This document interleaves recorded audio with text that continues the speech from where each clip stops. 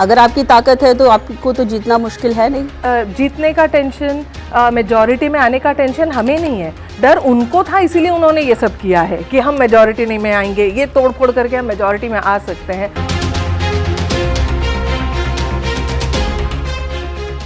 विरोधक कहते हैं कि अब तक जो आप लोग खेल खेलते आ रहे थे अब वो टिट फॉर टैट है। मुझे नहीं लगता है कि हमने कभी कोई खेल खेला है, क्योंकि आप देखेंगे तो वार्ड रचना है पहले भी जो बदली है बहुत सीमित रूप से बदली है।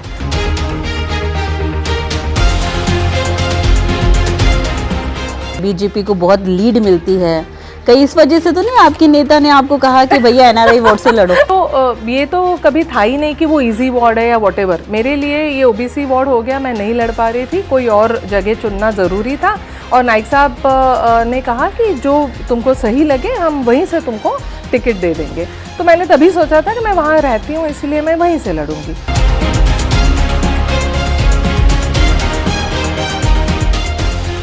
आजकल तो ऐसा हो गया है कि लिटरली जो यूडी मिनिस्टर हैं वो तो बिल्कुल ही नवी मुंबई की जनता के बारे में कि उनकी प्रगति हो ऐसा सोच ही नहीं रहे हैं। उनका अगर यहाँ के शहर के लोगों से अगर कोई नाता होता ना दिल से, तो वो समझ पाते कि ये शहर के लोगों को क्या चाहिए। वो नहीं जानते, इसीलिए वो कोई काम ही नहीं कर रहे, उल्टा वो सड़कों को भड़का रहे हैं कि जो भी है प्लॉट तुम्हारे बेच डालो, और वो इस शहर को सिर्फ एक गोल्ड माइन की तरह देख रहे हैं।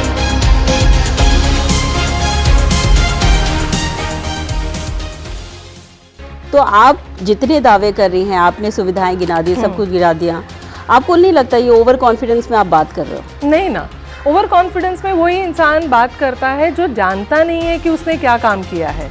हम तो जानते हैं ना, हम अगर हमारा रिपोर्ट, हम हमेशा जब इलेक्शन में जाते हैं तो अपना एक रिपोर्ट लेके जाते हैं ना, परफॉर्मेंस रिपोर्ट। हमारा परफॉर्मेंस रिपोर्ट ही बोलता है ना। हम लोग तो बड़े क्लियर है, इस शहर के जो लोग हैं वो हमारे हैं, अपने हैं, हम यहाँ पे कोई लूट नहीं मचने देंगे।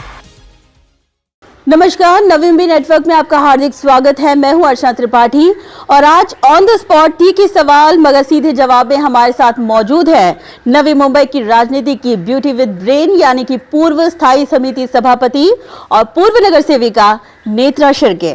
मैडम, स्वागत है आपका नवी मुंबई नेटवर्क में। सबसे पहले आपसे तीखा सवाल यही, चेहरे पे आपकी बहुत मुस्कुराहट दिखाई दे रही है, दिल में अभी भी प्रभाग रचना को लेकर कुछ खुश नजर नहीं आ रहे हैं आप? हाँ, मतलब अगर ओवरऑल शहर के बारे में सोचें तो जब ये वार्ड्स बढ़ने की जो न्यूज़ आई थी तब हमें ऐसा लगा था कि जहाँ पे लोक संख्या अभी बढ़ी है वहाँ पे वार्ड्स ऑब्वियसली बढ़ेंगे, पर देखने में ऐसे आ रहा है कि आइरोली से अगर आप देखें तो वहाँ पे कुछ ज़्यादा ही वार्ड्स बढ़ा दिए हैं और आगे बढ़ते बढ़ते बेलापुर तक ऐसा हो गया है कि वहाँ पे कुछ 25,000 की लोक संख्या के वार्ड्स बने हैं तो यहाँ पे 30-31,000 के बने हैं। तो ये जो डिफरेंस दिख रहा है ये बहुत ही सोच समझ के या किसी और इरादे से किया हुआ लग रहा है, और इसलिए जब हम लोग तो शहर के बारे में जब सोचते हैं तो लगता है कि ये गलत हो रहा है, और राजनीति में सत्ता पाने के लिए डेमोक्रेसी के साथ खिलवाड़ करना ये गलत है।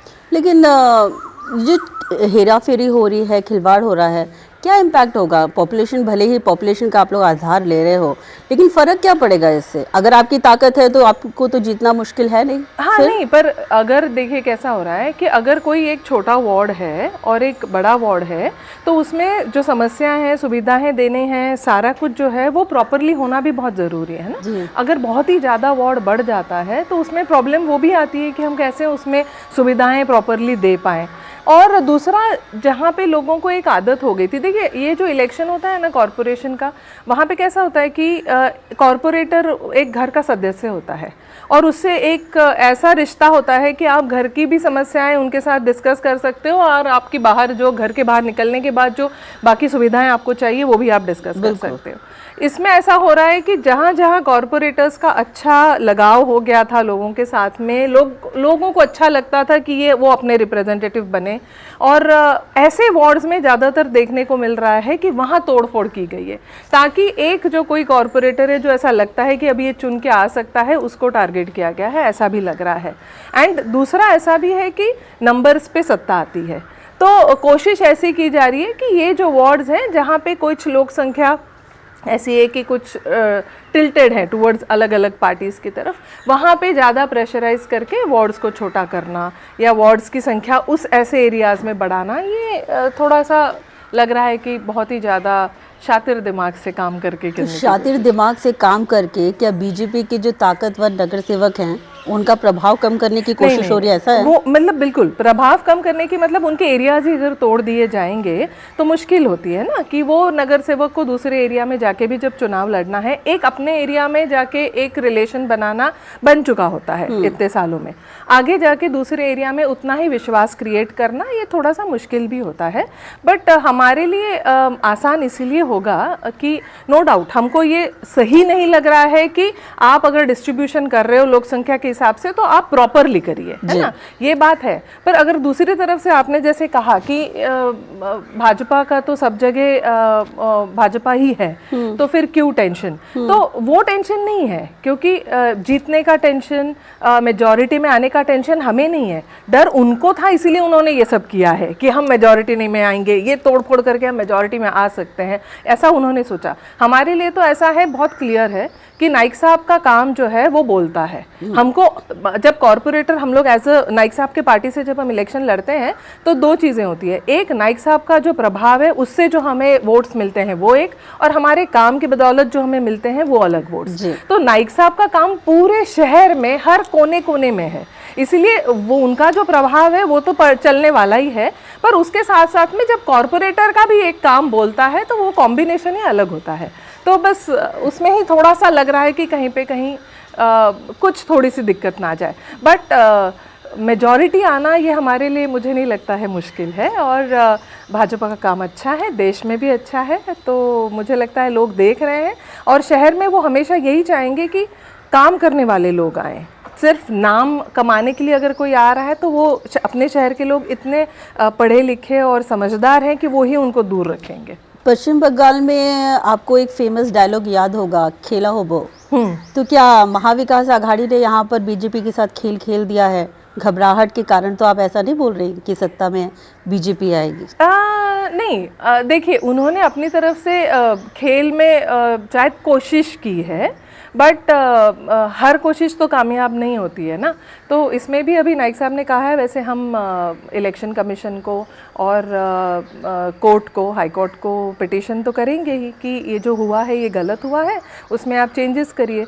अगर चेंजेस आ जाते हैं तो ठीक है, नहीं आते हैं तो फिर हम तो रेडी हैं फिर भी। आपके वार्ड में भी कुछ हुई है हेराफेरी? मेरे वार्ड में भी चेंजेस हुए हैं, और उसमें ऐसा हुआ है कि जो बहुत ही प्यार से और बड़ी मेहनत से मैंने बहुत सुंदर 2 गार्डन बनाए थे, वो और वहाँ उसके आसपास के कुछ बिल्डिंग्स जहाँ पे मेरा तो दिल का रिश्ता है हर घर से, ऐसा मैं कहती हूँ। तो बुरा लगता है कि अभी वो लोग मेरे साथ जुड़े नहीं रहेंगे, या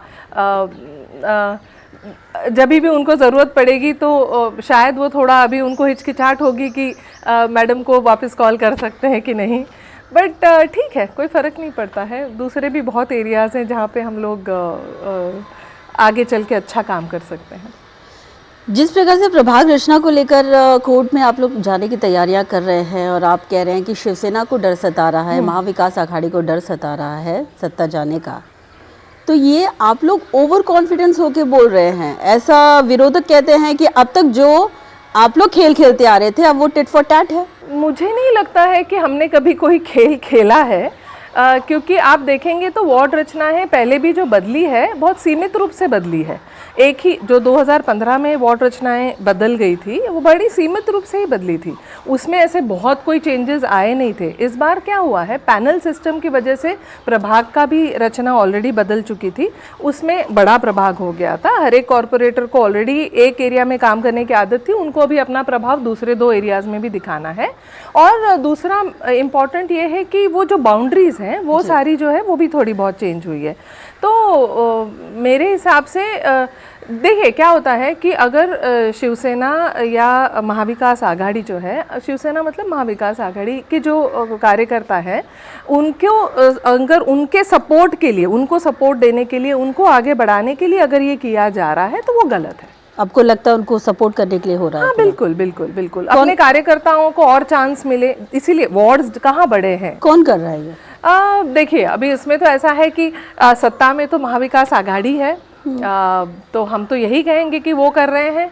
और इसके साथ में अभी कौन मिला हुआ है वो तो जैसे ही पता करना पड़ेगा, और मुझे लगता है वो अपने आप पता चल भी जाएगा, वक्त सब बता देता है। सुना है पहले जिस वार्ड आपका मूल वार्ड 91, यहाँ पे जब आरक्षण हो गया तो आप एनआरआई में चले गए। सुना आप एनआरआई वार्ड से तैयारियां कर रहे हैं इलेक्शंस के लिए, सही है? हाँ, बिल्कुल सही है।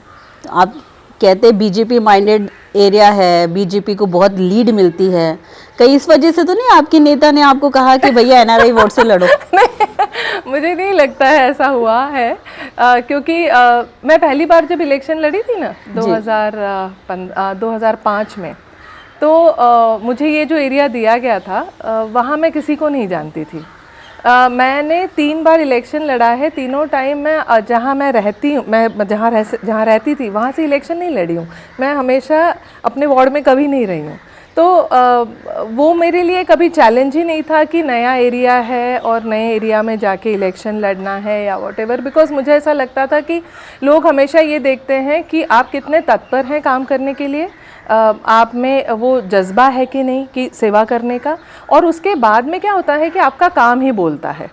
तो मेरे हिसाब से नाइक साहब जानते हैं कि उनके ऐसे कार्यकर्ता बहुत सारे हैं, बहुत सारे, कि वो कहीं पे भी जाएंगे तो काम करेंगे।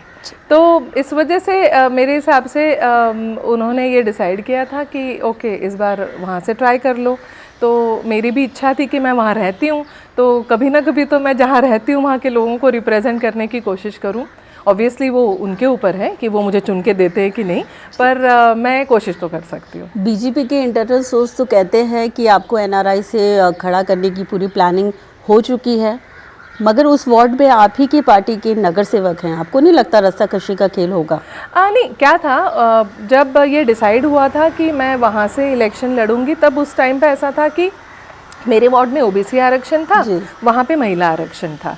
तो उस समय ऐसा था कि महिला आरक्षण के हिसाब से मैं वहाँ से लड़ने वाली थी, और यहाँ पे ओबीसी आरक्षण था तो मैं वैसे भी नहीं लड़ पाती थी।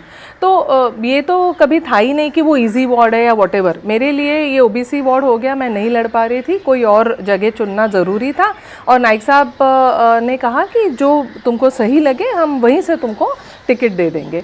तो मैंने तभी सोचा था कि मैं वहाँ रहती हूँ इसलिए मैं वहीं से लड़ूंगी। तो अभी भी मैंने 2 साल तक वहाँ काम किया है, कोविड के टाइम में भी काफ़ी काम किया है वहाँ पे। लोगों से एक जुड़ाव ऐसा हो गया है, एक नाता बन गया, एक रिश्ता बन गया है। तो मुझे लगता है कि वही वार्ड मेरे लिए अभी सही है, और फिर भी मैं तो यही कहूँगी कि पक्ष डिसाइड करेगा कि अभी सारा कुछ बदल गया है, वापस सीमा सारी बदली हुई है, आरक्षण भी मुझे नहीं पता है क्या आने वाला है, पर पक्ष डिसाइड करेगा कि किसको वहाँ से टिकट देनी है। अगर टिकट दी भी जाती है तो कैसे आप हैंडल करेंगे पूरे क्लैशेस को? मुझे नहीं लगता है क्लैशेस होंगे, क्योंकि बीजेपी में बहुत क्लियर है एक कि जो पक्ष डिसाइड करता है, जो पक्ष श्रेष्ठी डिसाइड करते हैं, वही रूल है।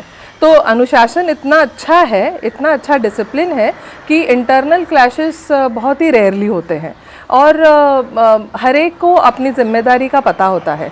अगर मुझे भी कहा गया कि आप यहाँ से नहीं लड़ेंगी, अगर पक्ष ने मुझे ये बोल दिया, तो जो पक्ष कहेगा मैं वो करूँगी। तो मेरे हिसाब से क्लैशेस का कोई सवाल नहीं आता है, क्योंकि मैं जो मेरे नेता कहते हैं, जो मेरा पक्ष कहता है, वो मैं करूँगी। कहीं मेयर की कुर्सी आपको मिले, या उस वजह से तो ये सब नहीं चल रहा है कि सेफ वार्ड आ गया, सेफ वार्ड में लड़ने का मौका मिल रहा है, आप महिला भी हैं? देखिए ना, अगर मेयरल पोस्ट अगर लेडीज़ के लिए रिजर्व्ड भी है तो 54 सीट्स लेडीज़ की होने वाली है, बराबर है।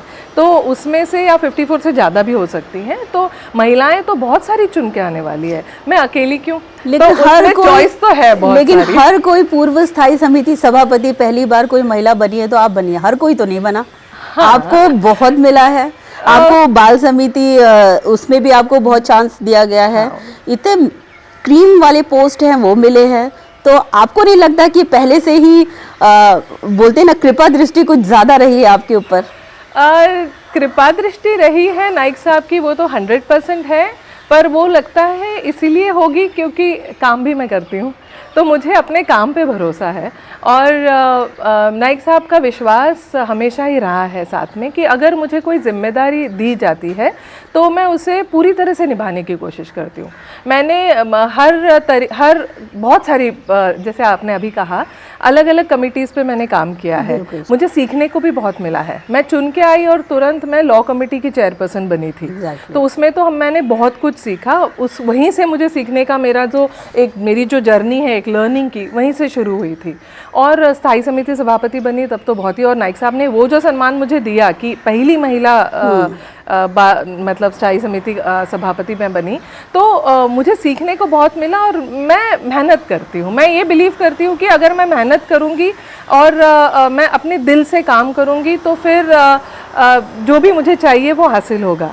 मैं हर क्षेत्र में जहाँ पे भी जाती हूँ मैं हमेशा यही कोशिश करती हूँ कि मैं दिल से करूँ, जो करूँ वो उसका रिजल्ट अच्छा ही आता है। आपने नारा दिया था कि पालिका में भ्रष्टाचार नहीं रहेगा, टक्केवारी मुक्त होगा, पूरा हुआ? मेरा जो टर्म था 1 साल का उसमें तो 100% पूरा हुआ, क्योंकि मैंने यही कोशिश की थी उस समय कि, और मेरे साथ पार्टी भी थी, नाइक साहब का भी सपोर्ट था और बाकी के जो हमारे पार्टी के कार्यकर्ता हैं सबका सपोर्ट था, और इस वजह से मुझे लगता है वो उस टाइम हम बिल्कुल सक्सेसफुल हुए हैं।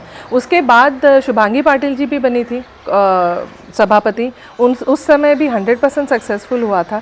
तो मुझे लगता है कि आप जितना इरादा आपका स्ट्रॉन्ग है तो जो आप चाहें कर सकते हैं, और ये तो बहुत ही इजी था हमारे लिए करना, क्योंकि देखिए वही कह रही हूँ मैं वापस कि पार्टी का कंट्रोल और पार्टी का अनुशासन भी बहुत ज़रूरी होता है। जब वो अगर हो तो हम कार्यकर्ता तो कुछ भी कर सकते हैं।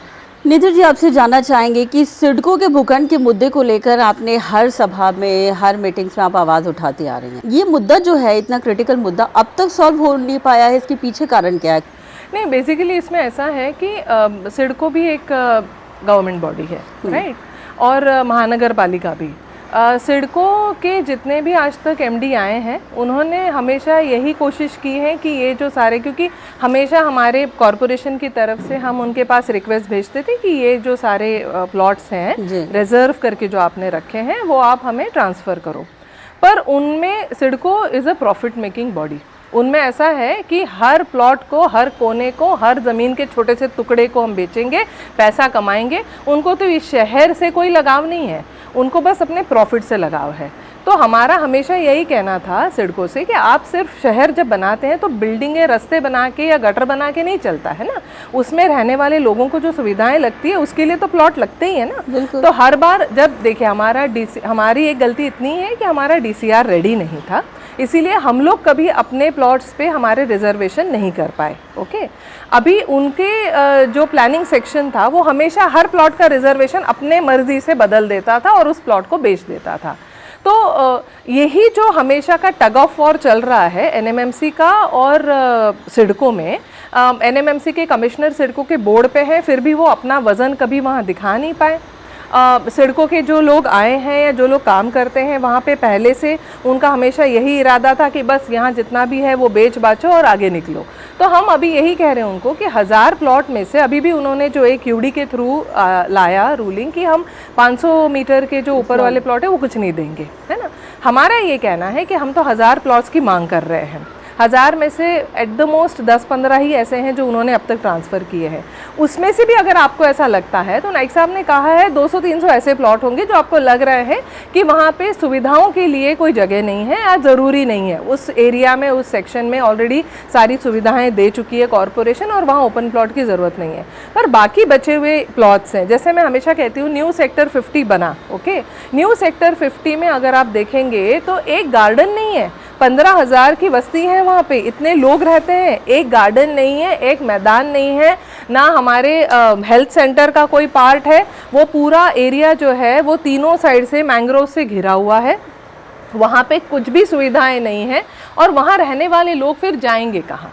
तो ये जो है ना, पहले पहले उन्होंने क्या किया, जब प्लानिंग कर रहे थे और जब उनको फ्लैट्स यहाँ बेचने थे और यहाँ पे लोगों को अट्रैक्ट करके लाना था दूसरे शहरों से, तब उन्होंने हर वार्ड में गार्डन, हर वार्ड में कम्युनिटी, हर एरिया में कम्युनिटी सेंटर, हर नोड में कम्युनिटी सेंटर, ये सब प्रॉमिस किया, थोड़ा बहुत किया भी। तो आप देखेंगे पुराने एरियाज जो डेवलप हुए हैं उनमें गार्डन्स है, उनमें कम्युनिटी सेंटर्स है। नए एरियाज जैसे जैसे जो बनते गए उनमें उन्होंने कुछ नहीं छोड़ा। सानपाड़ा में भी आप देखेंगे तो दशरथ भगत साहब इसीलिए लड़ाई कर रहे हैं कि बस्ती आपने वहाँ इतनी बढ़ा दी, इतनी बिल्डिंग्स बना दी, इतने प्लॉट्स बेच दिए, पर आपने गार्डन के लिए जगह छोड़ी, अपने कम्युनिटी सेंटर्स के लिए जगह छोड़ी, आपने वहाँ पे महिलाओं को अगर अपने लिए कुछ करना है तो उनके सशक्तिकरण केंद्र जो हमको बनाने हैं उसके लिए जगह छोड़ी।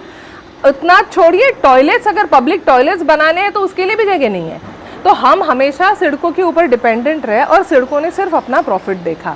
तो नाइक साहब और मंदा मात्रे मैडम जो है वो हमेशा अपनी तरफ से आवाज़ उठाते रहे, but CIDCO is a part of the urban development department, और वो डिपार्टमेंट ने हमारी तरफ, हमारे शहर की तरफ उस नज़रिए से देखा ही नहीं। और आज तो, अब आजकल तो ऐसा हो गया है कि लिटरली जो यूडी मिनिस्टर हैं वो तो बिल्कुल ही नवी मुंबई की जनता के बारे में कि उनकी प्रगति हो ऐसा सोच ही नहीं रहे हैं। उनको सिर्फ यहाँ से कितना, जितना भी सेल होके कितना पैसा सिडको में आए, और सिडको यहाँ से निकल भी नहीं रही है। हम कह रहे हैं कि आपका काम यहाँ का शहर का हो गया है, बहुत साल हो गए। नवी मुंबई महानगर पालिका अभी केपेबल है कि वो अपना काम खुद करें, अपने आप जितने भी यहाँ पे बचे हुए प्लॉट्स हैं वो हैंडओवर करिए और आगे बढ़िए। नैना एरिया डेवलप हो रहा है, वहाँ आप जाके अपना काम करिए, अभी यहाँ पे ज़रूरत नहीं है सिडको की। पर सिडको अपना अस्तित्व यहीं मेंटेन करके रहा हुआ है। इतना ही नहीं, हम तो ओपन प्लॉट्स की भी चर्चा कर रहे हैं अर्चना। उन्होंने तो जो हमारे पार्किंग के प्लॉट्स है जो रेलवे स्टेशन के बाहर के, उनको भी, वहाँ पे भी बिल्डिंगें खड़ी कर दी। अभी वहाँ का पार्किंग कहाँ जाएगा? बेसिक प्रॉब्लम सिडको ने जब डेवलप किया ये शहर, तो उन्होंने ये कभी आगे की सोची नहीं।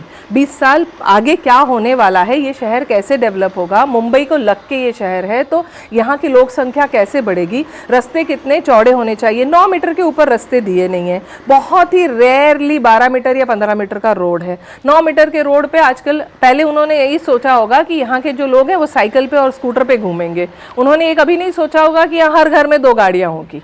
तो अगर हम लोग आज सोचते हैं तो हमारे रास्तों पे चलने के लिए जगह नहीं है। 2 गाड़ी अगर 2 तरफ पार्क हो जाती है तो बीच में जाने का रास्ता नहीं होता। हमारी स्कूल बसेस अंदर तक नहीं पहुंच पा रही हैं।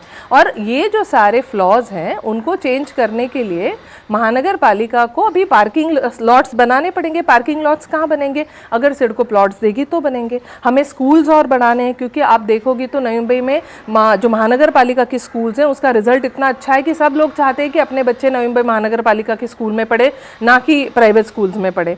हमारी सीबीएसई स्कूल शुरू हो गई है, इंग्लिश मीडियम की स्कूल शुरू हो गई, तो हमको स्कूल्स के लिए जगह चाहिए। तो कम्युनिटी सेंटर्स इसीलिए ज़रूरी हो गए कि आज अभी हम यहाँ बैठे हैं, आसपास 10 बिल्डिंग है। ये 10 बिल्डिंग के लोगों को अगर कहीं पे मिलना जुलना करना है, आपस में बैठना है, बातें करनी है, कोई प्रोग्राम करना है, तो कहाँ करेंगे? ये पूरे एरिया में 15 साल से मैं कॉरपोरेटर हूँ, एक कम्युनिटी सेंटर के लिए जगह नहीं थी। पर यहाँ पे जो एम्प्टी प्लॉट था वो उन्होंने आरटीओ का ऑफिस बनाने के लिए दे दिया। जब हम लोग कम्युनिटी सेंटर मांग मांग के थक गए तो उन्होंने आरटीओ को, हमको तो नहीं दिया, अच्छे के लिए, लोगों के भले के लिए कुछ नहीं दिया, आरटीओ को प्लॉट दे दिया और हमारी तकलीफ और बढ़ा दी। अभी आरटीओ यहाँ आएगा और यहाँ पे जो व्हीकल्स बढ़ेंगे और यहाँ के लोगों को और दिक्कत होगी। तो सिडको की ये जो मनमानी है वो ख़त्म करना बहुत ज़रूरी है। मैडम, मेरा सवाल ही यही आपसे है कि सत्ता में तो रहे थे ना आप ही के नेता, क्यों नहीं सुलझा पाए ये मुद्दा? समय इतना सारा उनको मैं मिला वही कह रही हूँ ना, समय इसीलिए लग रहा है क्योंकि सिडको बिल्कुल एक भी पार्सल ऑफ लैंड बिना उसका पूरा का पूरा उसका वैल्यू निचोड़े हुए छोड़ती ही नहीं है। उनको हर जगह से सिर्फ पैसे कमाने हैं। वो पैसे कमाने के लिए ही आए थे इस शहर में, उन्होंने पैसे ही कमाए इस शहर से। हम यही कह रहे हैं उनको कि आप जो भी कमाया अब बस हो गया ना, अभी जो आपका काम है यहाँ ख़त्म हो गया है, आप यहाँ से निकलिए। ऐसा नहीं कि नाइक साहब या मंदा मात्रे मैडम आवाज़ नहीं उठा रहे हैं, अभी भी तो वो हर बार हर सेशन में यही बात होती है। हमेशा हम कमिश्नर के पास जाते हैं, उनको यही कहते हैं, क्योंकि कमिश्नर का भी एक रोल है ना उसमें, कॉरपोरेशन का भी रोल है, क्योंकि हैंडओवर होने वाला है वो एक सिडको के एमडी के थ्रू कमिश्नर को हैंडओवर होने वाला है। हम हमेशा यही कमिश्नर से सवाल पूछते हैं कि आप तो उनके बोर्ड में हैं, क्यों आवाज़ नहीं उठा पाते आप वहाँ पे? कमिश्नर का भी तो रोल है ना कुछ। जैसे ही आप जो इलेक्टेड रिप्रेजेंटेटिव्स जब अपनी आवाज़ वहाँ पे विधानसभा में उठा रहे हैं, वहाँ बार बार मांग कर रहे हैं, तो फॉलोअप करने का काम कमिश्नर का भी तो है। वहाँ हमारे यहाँ से जो स्टेट डिपार्टमेंट है उनका फॉलोअप ही नहीं होता है।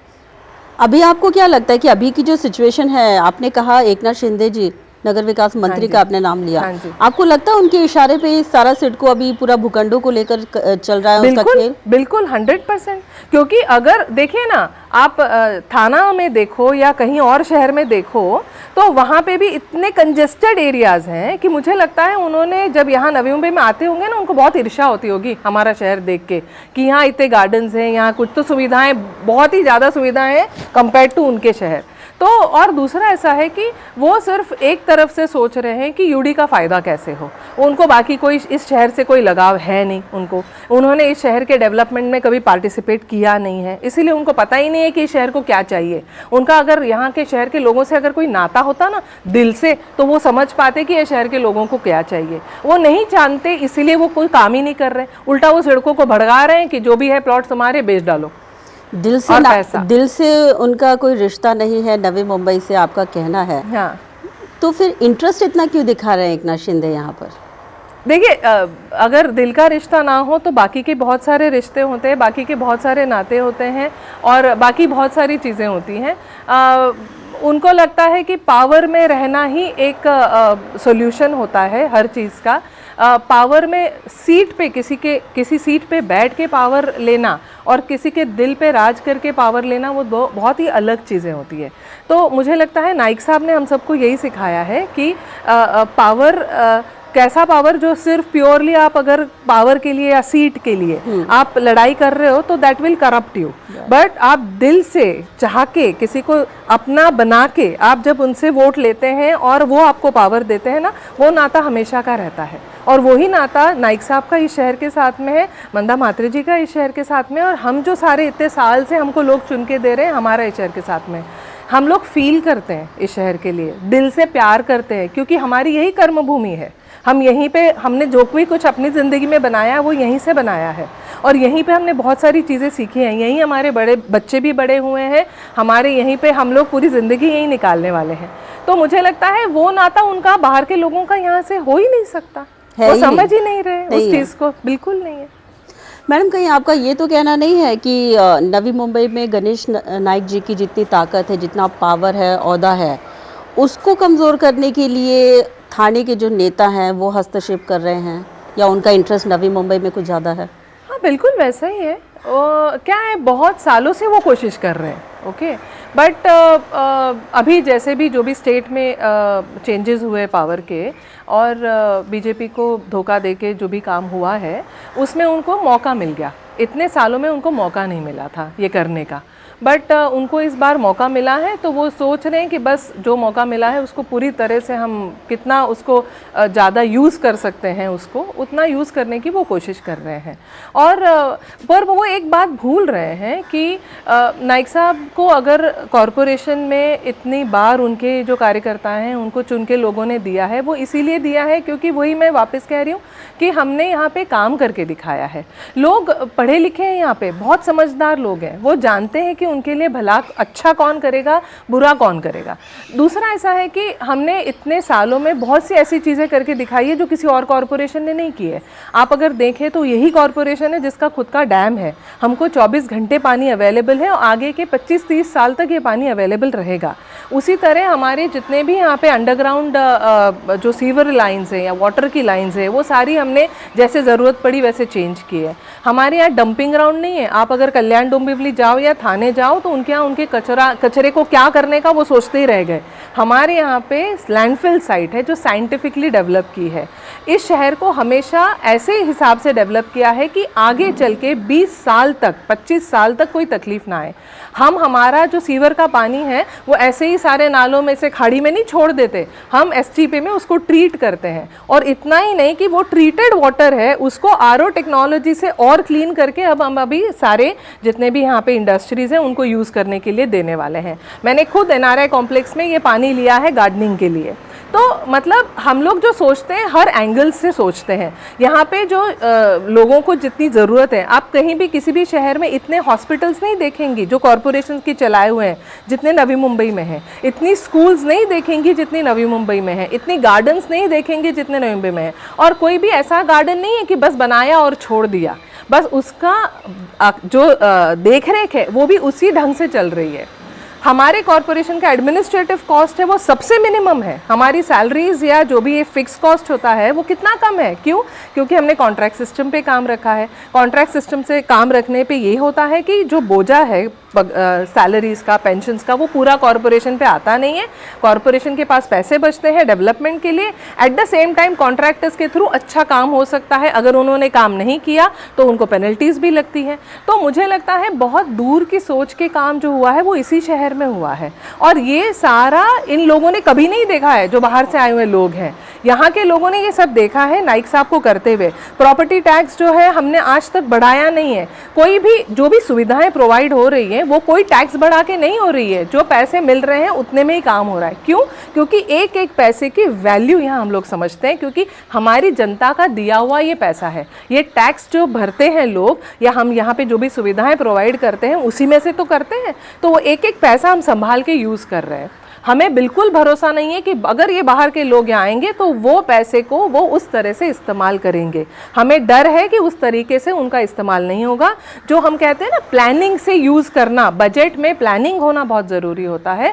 हर एक पैसे का यूज़ करना, जैसे जो इंसान टैक्स दे रहा है उसको लगना चाहिए कि मैंने टैक्स देने के बाद मुझे ये सारी सुविधाएँ मिली है। मेरे घर पर कचरा टाइम पर उठ रहा है, मैं घर से बाहर निकल रहा हूँ तो मेरे यहाँ पर लाइटें चल रही हैं, मेरे सड़क साफ़ है, मेरे footpath without any potholes है, मेरे roads without any potholes है, मेरे जितने भी घर के बाहर जाने के बाद मेरे बच्चों को जो सुविधाएं चाहिए वो भी सारी हैं। और मैं यहाँ पे रहते हुए इस शहर में सुखी हूँ। अगर मैं खुश हूँ और सुखी हूँ तो मैं इस शहर में हमेशा के लिए रहना चाहूँगा। तो ये जो है यहाँ पे जब लोग आते हैं वो हमेशा यहीं रहना चाहते हैं। बाहर से लोग आते हैं यहाँ पे, बहुत आपको पता है कि नौकरी के वजह से यहाँ पे लोग बहुत लोग यहाँ आते हैं। पर जब सेटल होने की बात आती है ना, हर एक इंसान यहाँ पे इन्वेस्ट करके जाता है, एक फ्लैट लेके तो जाता है, क्योंकि वो वही कहते हैं। मुंबई से जब नवी मुंबई इंटर करते हैं ना, तो जो नवी मुंबई जो देखते हैं वो यहाँ जो सुकून मिलता है, यहाँ जी स्वच्छता है, वो देख के जो लगता है कि बस और कहीं नहीं जाना है, यहीं रहना है। तो मुझे लगता है हमारे सबकी कोशिश ने, कॉरपोरेशन के भी हमारे अधिकारी हैं वो उनका भी काम, और हमारे जो इलेक्टेड रिप्रेजेंटेटिव्स हैं, जो हम नाइक साहब के अंडर जो भी हमारे चुन के आए हुए हैं, हमारे आमदार हैं, उनके अंडर हम जो काम कर रहे हैं तो हम सोच समझ के काम कर रहे हैं और लोगों को हम पे भरोसा है। तो आपको लगता है कि बाकी के लोग जो आपने इंडिकेट किया है बाहर वाले, तो बाहर वाले ये काम नहीं कर रहे? नहीं, बाहर वाले का लगाव ही नहीं है ना। मैं बार बार वही कह रही हूँ, लगाव ही नहीं, बिल्कुल लगाव ही नहीं। कैसे होगा इस शहर से लगाव? अभी तो उनको इस शहर के बारे में पता चला है और वो इस शहर को सिर्फ एक गोल्ड माइन की तरह देख रहे हैं, बाकी कुछ नहीं। सोने की खदान, सोने की खदान है। तो सोने की खदान से क्या निकालना चाहते हैं? पता नहीं, अपने अपने सारे उनके जो इरादे होंगे, बट हम लोग तो बड़े क्लियर हैं। इस शहर के जो लोग हैं वो हमारे हैं, अपने हैं। हम यहाँ पे कोई लूट नहीं मचने देंगे। लूट मचने से रोकेगा कौन? हम ही लोग रोकेंगे और लोग रोकेंगे। जो ये वोटर्स हैं वो रोकेंगे, क्योंकि वो बराबर भली भांति जानते हैं कि काम किसने किया है। मैंने जैसे इतने सारे काम आपको अभी गिनवाए, तो ये लोग भी तो देख रहे हैं ना, उनको ये पता है कि हम किसको पावर में लाएंगे, किसको हम वोट देंगे। देखिए, एक एक वोट काउंट करता है, और वो एक एक वोट जब समझदारी से अगर हर इंसान देगा अपना वोट, तो उस वोट का उनको 100% फ़ायदा ही होगा, ये उनको पता है। और इस वजह से यहाँ के लोग बहुत ही होशियार हैं, पढ़े लिखे हैं, पूरी दुनिया देख के आए हुए हैं लोग ऐसे हैं जो यहाँ रहते हैं, और वो जानते हैं कि शहर के लिए अच्छा क्या है। तो बाहर वालों के कुछ झांसे में नहीं आएंगे? चलने वाली नहीं है बाहर वालों की, बिल्कुल नहीं। क्या आपको लगता है नवी मुंबई में बीजेपी की सत्ता आनी ज़रूरी है पालिका में, कि गणेश नाइक जी की सत्ता आनी चाहिए? बीजेपी और गणेश नाइक एक ही है, तो सत्ता जिसकी भी आए, बीजेपी की आई तो नाइक साहब की आई, नाइक साहब की आई तो बीजेपी की आई। कितना विश्वास है आपको, कॉन्फिडेंस? ये आपका ओवर कॉन्फिडेंस तो नहीं बोल रहा? महाविकास आघाड़ी अभी साथ में लड़ रही है, वो कह रही है कि नवी मुंबई से बीजेपी हटाओ, बीजेपी मुक्त कराओ। तो आप जितने दावे कर रही हैं, आपने सुविधाएं गिना दी, सब कुछ गिना दिया, आपको नहीं लगता ये ओवर कॉन्फिडेंस में आप बात कर रहे हो? नहीं ना, ओवर कॉन्फिडेंस में वही इंसान बात करता है जो जानता नहीं है कि उसने क्या काम किया है।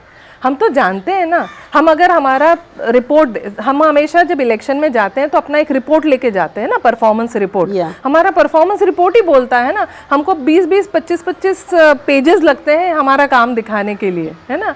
तो हमारा हर एक का परफॉर्मेंस रिपोर्ट अगर आप देखो और शहर का परफॉर्मेंस रिपोर्ट देखो, शहर में अगर इस शहर को स्वच्छता में अवार्ड मिलते हैं, हम 3rd नंबर पे आए इस शहर को लेके स्वच्छता में, अगर हम AA AAA+ रेटिंग है, क्रेडिट रेटिंग इस शहर को मिला है, तो ये सारे जो अवार्ड्स मिले हैं क्या ऐसे ही मिले हैं? वाटर कंजर्वेशन में अवार्ड मिले हैं, पूरी दुनिया देख रही है और पूरा देश देख रहा है इस शहर को इतने सालों से। बेस्ट जो रहने लायक शहर है वो नवी मुंबई ही समझा जाता है। तो हमको कोई कंपटीशन हर चीज़ में, अगर आप देश लेवल पे भी, स्तर पे भी देखो कि हम हर कंपटीशन में जब पार्टिसिपेट करते हैं इस शहर को लेके, तो आप देखिए ना सारे अवार्ड्स तो हमको ही मिलते हैं। तो क्यों मिलते हैं? अच्छा, अगर हमारा परफॉर्मेंस नहीं होता तो अवार्ड्स नहीं मिलते, परफॉर्मेंस है इसीलिए अवार्ड्स भी मिल रहे हैं। तो ये इतना सारा प्रूफ कर चुके हैं ना, तो प्रूफ कर चुके हैं इसीलिए कॉन्फिडेंस है, कॉन्फिडेंस है। और लोगों में कॉन्फिडेंस है, हमको हमारी जनता पे कॉन्फिडेंस है कि वो हमें देख रही है, हमारा परफॉर्मेंस जांच रही है, वो भी बहुत बहुत ही सोच समझ के काम कर रहे हैं। अगर हम कहीं गलत कर रहे हैं तो वो हमको पॉइंट आउट भी करते हैं। हमारा रिश्ता ही उनसे ऐसा है कि वो सिर्फ हमारी तारीफ नहीं करते, हमारी गलतियां भी दिखाते हैं, क्योंकि दिल का रिश्ता है। आपको क्या लगता है कि इस बार महानगर पालिका में सत्ता नाइक साहब की रहेगी, और क्या महाविकास आघाड़ी जितनी भी कोशिश कर रही है उसमें नाकामयाब रहेगी? 100% लगता है, क्योंकि इतनी बार ये हो चुका है। और महाविकास आघाड़ी कोई भी गेम कर ले, है ना, पॉलिटिक्स में, राजनीति में अलग अलग टाइप के गेम्स खेलते हैं, बट राजनीति अपनी जगह होती है, समाजकारण अपनी जगह होता है। हम राजनीति से यहाँ पे सत्ता में नहीं आते हैं नाइक साहब, वो उनका समाजकारण है, जो उनका समाज के लिए किया हुआ कार्य है वो बोलता है। तो मुझे लगता है वो अपनी राजनीति कर ले, हम अपना समाज कार्य कर लेंगे। आप अपने वार्ड में भी एकदम परचम फहरा देंगी बीजेपी का? बिल्कुल बिल्कुल बिल्कुल 100%। मैडम, क्या आपको लगता है NRI कि आप जितना विकास किया, आपने कहा बहुत आपने विकास किया इन 2 सालों में, तो कुछ ज़्यादा ही किया है, क्या विजन आपने सोच के रखा है, क्या बदलना है वहाँ पे? देखिए, वो जो एरिया है वहाँ पे जैसे मैंने कहा न्यू सेक्टर 50 है, जो काफ़ी बड़ा एरिया है। NRI के 2 कॉम्प्लेक्सेस है, सेक्टर 15 आता है उसमें, और किले गावठान एरिया भी आता है। तो उस एरिया में बहुत सारी समस्याएं हैं। सेक्टर 15 में तो पार्किंग की समस्या है, और बहुत इम्पॉर्टेंट है वहाँ पे कि बहुत सारा वहाँ पे क्या कहते हैं, रेसिडेंशियल और कमर्शियल एरिया का कॉम्बिनेशन है। थोड़ा सा वहाँ डिसिप्लिन लाना बहुत ज़रूरी है। वहाँ के गार्डन्स जो हैं और सीनियर सिटीजन्स के लिए बनाए हुए वॉकिंग ट्रैक्स हैं, उनको मेंटेन करना ज़रूरी है। वहाँ पे एक बहुत ही ब्यूटीफुल थॉट है, वहाँ के लोगों की इच्छा है कि वहाँ पे एक जो हम कहते हैं ना आर्टिफिशियल आजकल फॉरेस्ट बनते हैं, उसका एक क्रिएशन होना ज़रूरी है। तो वो वहाँ पे 100% वहाँ पे मैं बनाना चाहूँगी। न्यू सेक्टर 50 में जैसे मैंने कहा, एक सिंपल सीनियर सिटीजन्स का रिक्रिएशन सेंटर नहीं है, ना गार्डन है, ना कहीं ओपन जिम की सुविधाएँ हैं, ना वहाँ पे कोई बैठने के लिए जगह है, बच्चों को खेलने के लिए मैदान नहीं है, बच्चे रोड्स पे खेल रहे हैं, एक्सीडेंट की संभावनाएं बहुत हैं। एक्सेस उनको जो न्यू 50 से लेके ओल्ड 50 या सेक्टर 48 या जहाँ पे भी जाना है, तो एक्सेस बहुत दूर से है। तो ये सारा वहाँ पे क्रिएट करना बहुत ज़रूरी है। उसके लिए ऑलरेडी मैं इतने दिनों से सड़कों के पास प्लॉट्स की मांग कर रही हूँ, और मैं उसका फॉलोअप करके वो प्लॉट्स लेके रहूँगी, और वहाँ पे ये सारी सुविधाएं क्रिएट करनी है। NRI का जो विभाग है उसमें अंदर तो अच्छे गार्डन्स और क्लब हाउसेस वगैरह बनाए हुए हैं, ऑलरेडी हैं, पर उसके आसपास की एरिया जो है वो बहुत ही ज़्यादा इको फ्रेंडली बनाना बहुत ज़रूरी है। वहाँ पीछे फ्लेमिंगोज़ आते हैं, दिल्ली पब्लिक स्कूल के पास भी आपने देखा होगा फ्लेमिंगोज़ आते हैं। तो वहाँ पे वो सारी जो एरिया है वो एक फ्लेमिंगोज़ के लिए सुरक्षित जगह ये बनाना वहाँ पे बहुत ज़रूरी है। बहुत सारी NGOs वहाँ पे हैं, बहुत सारे मेरे खुद फ्रेंड्स हैं जो बहुत कोशिश कर रहे हैं इतने दिनों से अपने NGOs के माध्यम से कि वहाँ पे कोई डेवलपमेंट ना हो, पर पर अगर वही हो रहा है कि सिडको अपने मन मर्जी चलाती है, हर जगह वही वहाँ पे कर रही है, तो किसी ना किसी तरीके से वहाँ जो अवैध काम हो रहे हैं, जो डेवलपमेंट अलग तरीके से होने की कोशिश हो रही है, वहाँ पे एक गोल्फ कोर्स बनाने का प्लान चल रहा है, जो बिल्कुल ज़रूरी नहीं है। तो मैं चाहती हूँ कि वो भी रुक जाए वहाँ पे। तो उसके लिए जो भी कोशिश करनी है वो 100% करूँगी। वहाँ पे एक फेरी बन रही है, फेरी टर्मिनल बन रहा है, उसका जो एंट्रेंस, जो उसके लिए जाने के लिए जो रोड दिया गया है, वो दिल्ली पब्लिक स्कूल और एनआरआई के बीच से वो रोड देने की इनकी पूरी कोशिश है सिडको की। मैं एक बार 2 बार मीटिंग कर चुकी हूँ, वहाँ पे मैंने उनको सिडको को रिक्वेस्ट भी की है कि आप वो रोड का इस्तेमाल मत कीजिए, क्योंकि जो स्कूल के बच्चे हैं वो उसी रोड का यूज़ करते हैं, वहाँ पेरेंट्स आते हैं, तो वहाँ पे वो रोड जो है आप पीछे से दूसरा रोड, क्योंकि वहाँ पे इतनी बड़ी बड़ी गाड़ियाँ जाएंगी तो वो बहुत ही ज़्यादा नैरो रोड है, वहाँ पे पॉसिबल नहीं है। एंड वहाँ पे ग्रीन बेल्ट को इनको निकाल के रोड को एक्सटेंड करने का इनका प्लान है, जो बिल्कुल सही प्लान नहीं है। ग्रीन बेल्ट वैसे के वैसा रहना बहुत ज़रूरी है, और इस तरीके से वहाँ पे जितने भी ये सारे काम पेंडिंग है वो मैं वहाँ करना चाहती हूँ, और उस एरिया को एक अच्छे से खुशहाल एरिया बनाना चाहती हूँ। किले गाँवठान एरिया जो है वहाँ अभी भी कलेक्टर लैंड है, और उस लैंड पे डेवलपमेंट नहीं हो पा रही है। वहाँ पे बहुत सारे ऐसे काम पेंडिंग है जो अभी तक नहीं हुए हैं। वहाँ पे इतना हमारा पुराना जो किला है उसकी मरम्मत करने का काम सिडको ने शुरू किया। मंदा मात्रे मैडम ने बड़े विश्वास के साथ अपना फंड दिया सिडको को, पर अगर आप काम देखेंगे तो इतना ख़राब काम किया है कि उसको रोक देना पड़ा है। तो मेरे हिसाब से अगर ये पूरा जो किले गाँवठान एरिया है वो एनएमएमसी को हैंडओवर हो जाता है, तो एनएमएमसी जितना अच्छा काम वहाँ कर सकती है अपने इलेक्टेड रिप्रेजेंटेटिव्स अपने टीम के माध्यम से, वो सिडको के बस का नहीं है, और वहाँ कलेक्टर कभी आके वहाँ पे ध्यान देने वाले हैं। तो वो हैंडओवर एनएमएमसी के पास पूरी तरीके से होना बहुत ज़रूरी है। यानी कि आपने पूरा ब्लूप्रिंट तैयार कर लिया ना? बिल्कुल बिल्कुल। यानी कि तैयारी पूरी जोशो खरोश के साथ हो चुकी है, तैयारियां बस शुरू श्री गणेश करना है। हाँ जी। क्या कहना चाहेंगे विरोधकों को जो नेत्रा शिर्के को कमज़ोर समझते हैं? मैंने अपनी ज़िंदगी में बहुत उतार चढ़ाव देखे हैं, पर मैं इतना जानती हूँ कि मैं बहुत मेहनत करती हूँ। अपने जो भी मेरे गोल्स होते हैं उसके लिए मैं दिन रात लगा देती हूँ, दिल से काम करती हूँ। जो भी करती हूँ सोच समझ के करती हूँ और दिल से करती हूँ। दूसरों की सुनती हूँ, और इसीलिए शायद लोग मुझे इतना प्यार भी देते हैं, और मेरे साथ लोगों का जो प्यार है वही मेरी ताकत है। तो मेरी खुद की ताकत और लोगों की दी हुई ताकत, बस बहुत हो गया। तो ये थे नेत्रा शिर्के जी, जिनका मानना है कि लोगों का प्यार ही उनकी ताकत है, और इसी प्यार और विश्वास के बलबूते इस बार नवी मुंबई महानगर पालिका चुनाव में किस प्रकार से गणित बनेगा या बिगड़ेगा, ये तो आने वाला समय ही बताएगा। नई शख्सियत के साथ फिर लेंगे मुलाकात, तब तक के लिए नमस्कार। नमस्ते मैम। Thank you.